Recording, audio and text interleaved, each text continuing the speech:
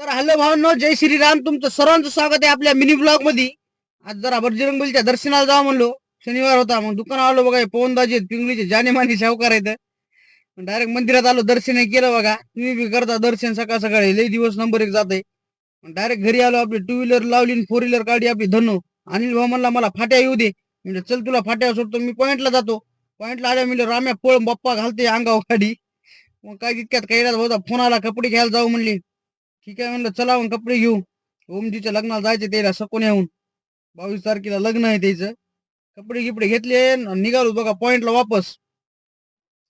पॉइंटला वापस आलं का नाही, लिंबू मिरच्या बांधणार भय आहे बघा. माहिती की बा 100 किलोमीटर भोग करून येते बघा परभणीला. हे बांधायला मी बांध भाऊ आपल्या बी गाडीला. मग बी 7:30 जाऊ दे. मग काय बांधून फराळ करायला बसलो. आणायला म्हणलं चल फराळ कर. ते म्हणला नको बनला, मग पोट दुखतंय. म्हणलं करू नको, मीच करतो. आणि लिंबूचा असा फरक पडला लिंबू मिरच्याचा की लागला आपल्याला भाड.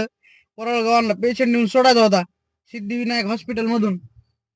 पेशंट घ्यायला आलो बघा, लगेच पेशंट घेतला आणि निघालो वापस. इथं लागली बघा ट्रॅफिक लई. म्हणलं कशाची ट्रॅफिक आहे ते, म्हणले पवार साहेबाचा ताप यायला म्हणून गाड्या थांबिल्यात. बघा साहेबाचा ताप आला बघा.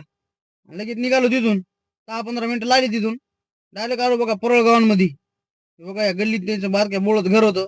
व्हिडिओ कसा वाटलाय तर कमेंट मध्ये सांगा. लाईक फॉलो शेअर करायला विसरू नका. धन्यवाद. भेटू पुढच्या पार्ट मध्ये.